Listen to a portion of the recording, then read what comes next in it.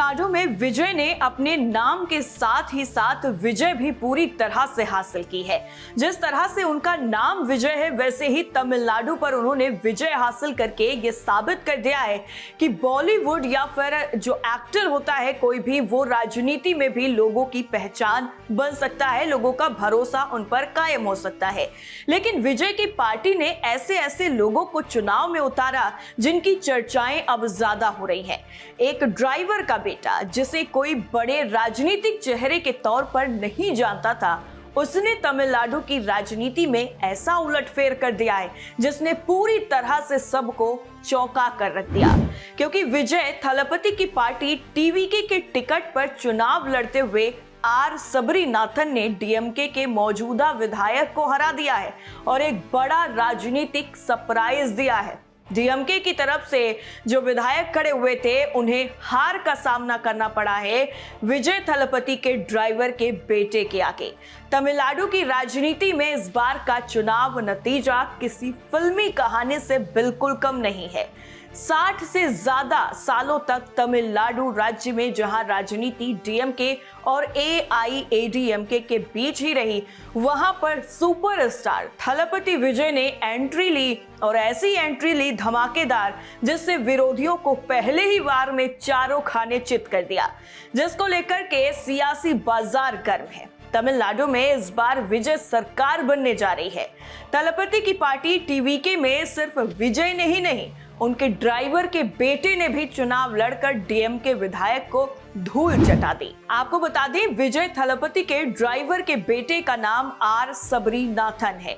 उन्होंने तमिलनाडु विधानसभा चुनाव 2026 में डीएमके विधायक एएमवी प्रभाकर राजा को 27,000 से ज्यादा वोटों के अंतर से हराकर जीत दर्ज की है। और ये इतना बड़ा जो मार्जिन है, इसमें किस तरह से डीएमके को अब सदमा लगा है ड्राइवर के बेटे के हाथों हार करके, वो तो वाकई इस वक्त बहुत ही ज्यादा सुर्खियों में है और सबरीनाथन की जीत ने सियासी गलियारों में भूचाल ला दिया है। कौन है सबरीनाथन? अब आपको बताते हैं कि तमिलगा वेट्री कजगम यानी टीवी के उम्मीदवार आर सबरीनाथन ने वीरुगमक्कम सीट पर मौजूदा डीएमके विधायक एएमवी प्रभाकर राजा को 30,000 वोटों के बड़े अंतर से हराया है। सबरीनाथन के पिता राजेंद्रन विजय के ड्राइवर हैं और जीत के बाद सबरीनाथन काफी ज्यादा खुश नजर आ रहे हैं, जिसका वीडियो भी सोशल मीडिया पर काफी तेजी से वायरल हो रहा है। इस वक्त आप स्क्रीन पर भी देख सकते हैं कि किस तरह से जो इमोशनल सीन है विजय थलपति, उनके ड्राइवर और ड्राइवर के बेटे के बीच में, ये साफ दर्शाता है कि विजय की अपने ड्राइवर और उनके बेटे के साथ भी एकदम परिवार वाली बॉन्डिंग है। अपने परिवार से वो उन्हें बिल्कुल भी कम नहीं समझते हैं और यही वजह है कि विजय के ड्राइवर के बेटे पर भी जनता ने उतना ही भरोसा जताया है जितना विजय थलपति पर। इसके साथ ही साथ सबरीनाथन ने कहा है कि वो जीत से काफी ज्यादा खुश हैं, उत्साहित हैं और ये नतीजा डीएमके के अंत की शुरुआत का संकेत है। ड्राइवर राजेंद्र शुरुआत से ही विजय थलपति के साथ ही रहे हैं। विजय जब चुनाव में टीवी के उम्मीदवारों के नामों की घोषणा कर रहे थे, तब विजय ने खुद अपने हाथ से सबरीनाथन को टिकट सौंपा था। सबरीनाथन काफी ज्यादा इमोशनल भी हो गए हैं, वीडियो में भी साफ नजर आता है। उन्होंने पैर छूकर विजय का आशीर्वाद लिया और जीत का संकल्प लिया। तमिलनाडु के नए सिकंदर विजय थलपति। दरअसल तमिलगा वेट्री कजगम यानी टीवीके ने 234 सीटों में से 100 से ज्यादा सीटें जीतकर राजनीतिक पंडितों को अपनी ताकत का एहसास करा दिया है।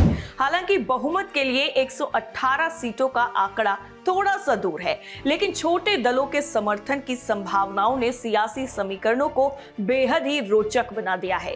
तमिलनाडु की राजनीति में ऐसा उलटफेर करने वाले विजय थलपति दूसरे बड़े सुपरस्टार हैं। इससे पहले साउथ के सुपरस्टार एमजीआर ने एआईएडीएमके के नेतृत्व करते हुए पहली बार 1977 में तमिलनाडु का चुनाव जीता था और मुख्यमंत्री बने थे। तमिलनाडु विधानसभा चुनाव जीतने के बाद वो मुख्यमंत्री भी बने और उन्होंने 1980 और 1984 के चुनावों में भी लगातार जीत हासिल की और 1987 में अपनी मृत्यु तक पद पर बने रहे। विजय का राजनीति में ब्लॉकबस्टर डेब्यू। खुद विजय थलपति ने भी तमिलनाडु चुनाव में पेरंगूर सीट से 53,000 से ज्यादा वोटों के भारी अंतर से जीत दर्ज की है। पार्टी नेताओं का यह दावा है कि जनता ने विजय के विजन को स्वीकार किया है और वो राज्य के अगले मुख्यमंत्री भी बन सकते हैं। तमिलनाडु में डीएमके को करारी हार के साथ दो बड़े झटके लगे हैं। पहला, मुख्यमंत्री एमके स्टालिन खुद कोलाथुर सीट से हार गए। उन्होंने टीवीके के वीएस बाबू से करीब 9,000 वोटों से हार का सामना उन्हें करना पड़ा है। वहीं कांग्रेस पार्टी, जो पहले डीएमके गठबंधन का हिस्सा थी, वो भी सिर्फ कुछ सीटों तक ही सीमित रह गई है। साथ ही साथ कांग्रेस ने टीवीके के साथ सरकार बनाने की इच्छा भी जाहिर कर दी है। खुद राहुल गांधी ने विजय थलपति को फोन करके बधाई दी है और उसके बाद अटकलों का बाजार गर्म है कि कांग्रेस और विजय थलपति की जो टीवीके है वो एक साथ मिलकर सरकार बना सकती है। तो आने वाले कुछ ही दिनों में पता चल जाएगा कि तमिलनाडु का नया मुख्यमंत्री कौन होगा। नमस्कार।